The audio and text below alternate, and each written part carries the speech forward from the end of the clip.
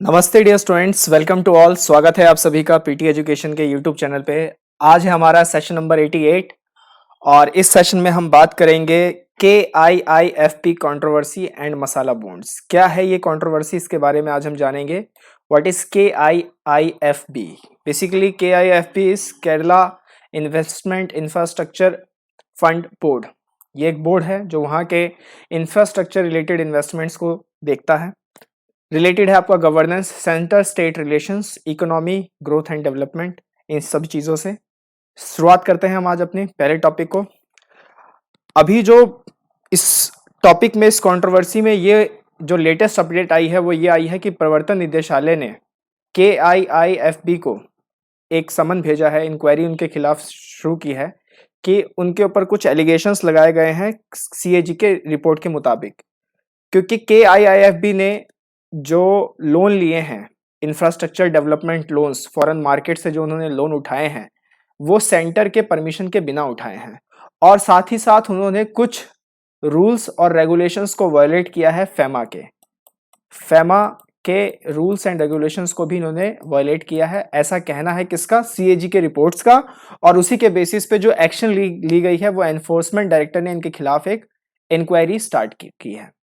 FEMA, foreign exchange management act, इसको कहते हैं फेमा, राइट। अब के आई एफ बी है क्या? तो के आई एफ बी जो बोर्ड है ये बेसिकली सेटअप किया गया था 1999 के आई एफ एक्ट के तहत। ये आप ध्यान रखिएगा, केरला इंफ्रास्ट्रक्चर इन्वेस्टमेंट फंड के तहत ये बोर्ड बनाया गया था।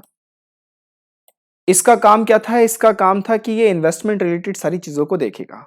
2016 में केरला गवर्नमेंट ने इनकी प्रायोरिटीज को चेंज कर दिया। 2016 में केरला गवर्नमेंट ने इनको दूसरे काम थमा दिए, जैसे कि उनके फंड को मोबिलाइज करना, लोन्स लेना, इन सब चीजों में इनको इन्वॉल्व कर दिया गया 2016 के बाद से इंफ्रास्ट्रक्चर डेवलपमेंट को लेकर। उस पे सीएजी की 2019 की रिपोर्ट अभी हाल ही में आई है।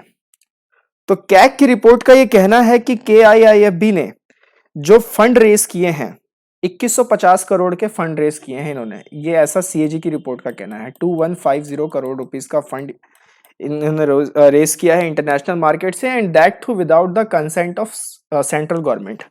क्योंकि बिना केंद्र सरकार के आप इस तरीके से लोन नहीं उठा सकते हैं, ये ऐसा कानून कहता है। साथ ही साथ इन्होंने जो मसाला बॉन्ड्स थे वो भी इशू किए। ये थोड़ा सा मतलब एज अ ह्यूमर लगा रखा है, ऐसा कुछ मसाला वसाला नहीं होता इसमें, राइट। ये थोड़ा सा ह्यूमरस पिक्चर है तो थोड़ा ध्यान रखिएगा।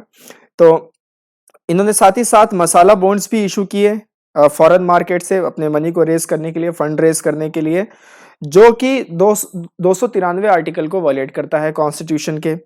तो ये सारी चीजों को लेकर कंट्रोवर्सी इसमें चली हुई है। अभी केरला की जो स्टेट गवर्नमेंट है उनका भी बयान आया है हाल ही में ही, उनका भी कुछ कहना है। वो भी के सीएजी के इन रिपोर्टों से, पहली बात वो कहते हैं कि हम आपके इन रिपोर्टों से, आपके इस एनालिसिस से हम कोई इत्तेफाक नहीं रखते। दूसरा क्या है कि उनका ये कहना है, केरला गवर्नमेंट ने अपने बचाव पक्ष में ये कहा है कि जो के आई एफ बी है वो प्योरली कॉर्पोरेट एंटिटी है। वो हम यानी कि गवर्नमेंट का किसी भी तरीके से हिस्सा ही नहीं, पब्लिक बॉडी है ही नहीं, वो एक कॉर्पोरेट एंटिटी है। और कॉर्पोरेट एंटिटी इस तरीके के मसाला बॉन्ड्स इशू कर सकते हैं, ये आरबीआई की गाइडलाइन कहती है। तो ये सारी कंट्रोवर्सी सब चली हुई है। अब आर्टिकल 293 क्या है, जिसको लेकर कैग ने कहा है कि के आई एफ बी को कि आपने आर्टिकल 293 वॉयलेट किया है। पहली बात तो ये। दूसरा, आपने मसाला बॉन्ड्स जो आपने इशू किए हैं उसी ने ही आपका आर्टिकल 293 वायलेट कराया, साथ ही साथ फेमा के प्रोविजंस भी आपने वायलेट किए हैं। तो समझेंगे मसाला बॉन्ड्स क्या है आज हम। आर्टिकल 293 क्या कहता है? Article 293 says the executive power of a state extends to borrowing within the territory of India upon the security of the consolidated fund of state within such limits. के कुछ boundaries हैं state government के पास अपने territory को extend करने के लिए, कुछ लिमिट्स तय की गई हैं और कॉन्स्टिट्यूटेड फंड ऑफ स्टेट को भी एक सिक्योरिटी प्रदान की गई है। That tells us about article 293। State governments can give guarantees within such limits as fixed by legislature of the concern state.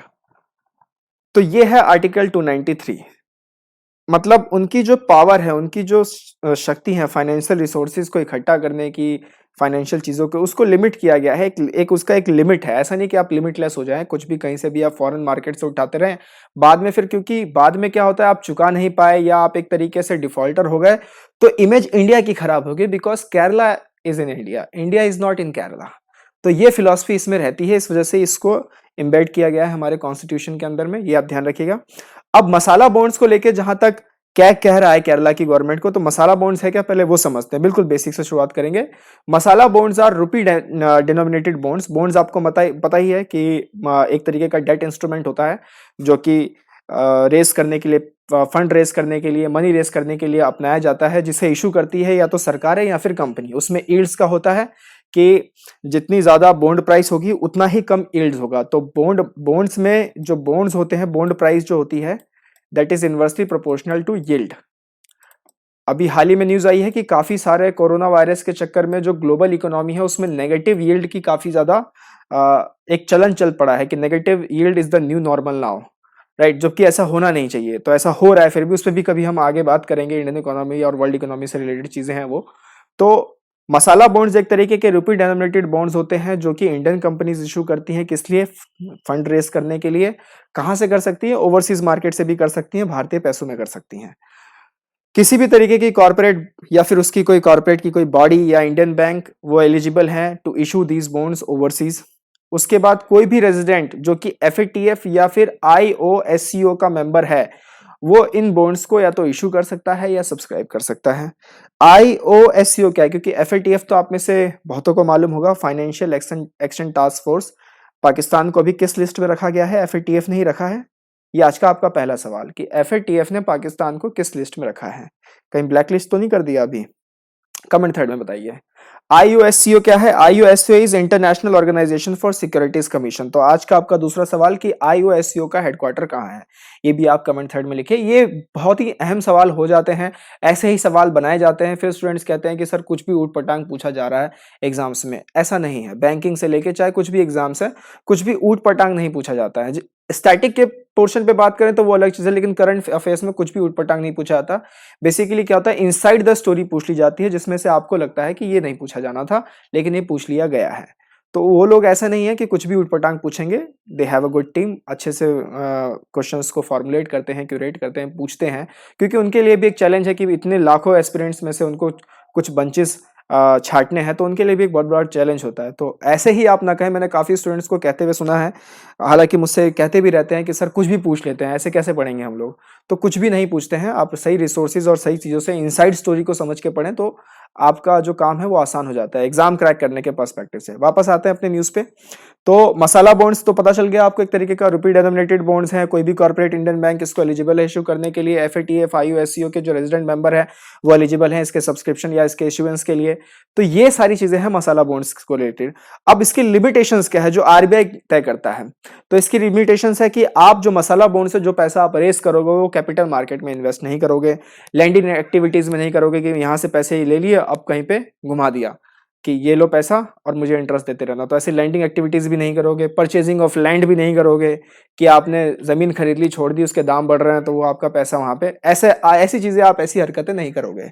Real estate activities में आपको अलाउ तो है लेकिन बहुत ही कम हद तक, मतलब related to development of available housing projects, PM Awas Yojana याद आ रहा है, तो हाउसिंग प्रोजेक्ट से रिलेटेड आप कर सकते हैं। साथ ही साथ आप कोई भी इंटीग्रेटेड टाउनशिप अगर आप बना रहे हैं उसके डेवलपमेंट के लिए, तो उसमें भी मसाले बॉन्ड्स का यूज फंड जो है वो इस्तेमाल किया जा सकता है।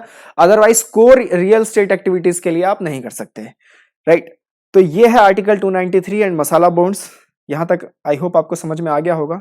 अब ईडी ने साथ ही साथ कार्रवाई केआईआईएफबी पे तो की है, लेकिन रिजर्व बैंक ऑफ इंडिया से भी उन्होंने कुछ चीज मांगी है। उन्होंने रिजर्व बैंक ऑफ इंडिया को कहा है कि आप पहले ये बताइए कि आपने एनओसी दे कैसे दी केआईआईएफबी को। बेसिकली क्या होता है कि अगर आप ओवरसीज से अगर लोन लेके आ रहे हैं, फंड रेस कर रहे हैं ओवरसीज मार्केट से, तो आरबीआई से उसकी एनओसी लेनी होती है और आरबीआई वो एनओसी सेंट्रल गवर्नमेंट के परमिशन इन सब पे देता है। तो कैग का कहना है कि आपने, कैग की रिपोर्ट्स का कहना है कि आपने 2150 करोड़ की तो फंड रेज कर ली लेकिन सेंट्रल गवर्नमेंट से इसकी परमिशन नहीं ली। आर्टिकल 293 भी ये वायलेट कर गया, फैमा के कुछ प्रोविजंस भी इसमें वायलेट हो गए। अब ईडी का ये कहना है, क्योंकि ईडी यहाँ पे एक इंक्वायरी एंटिटी के तौर पे काम कर रहा है, तो ईडी ने फिर आरबीआई को पूछा कि आपने एनओसी क्यों एक्सटेंड की, और अगर की तो फिर सेंट्रल गवर्नमेंट को इसकी इत्तला क्यों नहीं की।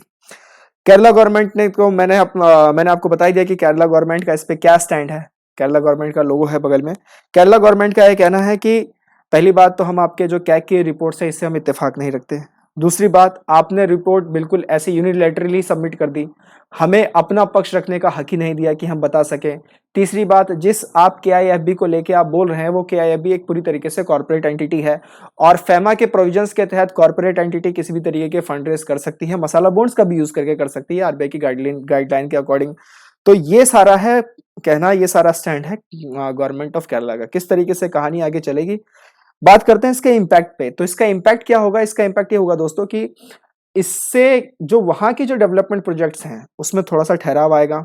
जो इन्वेस्टर्स हैं वो इन्वेस्ट करने से कतराएंगे, क्योंकि एक चीज वहां पे उसमें एग्जिस्टेंशियल क्राइसिस में आ गई ना, कि डिफेम हो गए एक तरीके से वहां की जो चीजें हैं। वहां पे एक तरीके का एडमिनिस्ट्रेटिव और पॉलिसी पैरालिसिस देखने को मिल सकता है केरला में अब से लेके कुछ महीनों के अंदर में। तो कैसी रहेगी ये खबर आगे भी, इस पे हम बने रहेंगे आपके साथ ही। हमारे साथ जुड़े रहिएगा। Wonderful PT resources are waiting for you. कैसा लगा आपको ये सेशन? आई होप आपको थोड़ी सी कंट्रोवर्सी, थोड़ा सा मसाला बॉन्ड समझ में आ गया होगा। मैं कोशिश करूंगा कि आने वाले कुछ लेक्चर में हम इकोनॉमी के ऊपर एक negative yield bonds, bond paper क्या होते हैं, मैच्योरिटी बॉन्ड्स क्या होती हैं, फिर आपका ये जो पूल इन्वेस्टमेंट कहते हैं, जैसे म्यूचुअल फंड्स कहते हैं, ये क्या होते हैं, इस पे भी हम एक लेक्चर लें, इस पे भी बात करें तो आसानी रहेगी। मैं कमेंट्स पढ़ रहा था, आप में से किसी ने कमेंट किया कि शेयर मार्केट को लेके भी एक वीडियो बनाया जाए, तो कैपिटल मार्केट्स को लेके भी हम कोशिश करेंगे कि आपके लिए जितना बेहतर हो सके किया जाए। तो बने रहिए हमारे साथ, सेशन को लाइक जरूर करें। अगर अभी तक चैनल को सब्सक्राइब नहीं किया है तो चैनल को सब्सक्राइब जरूर करें। टिल देन टेक केयर, नमस्ते, जय हिंद।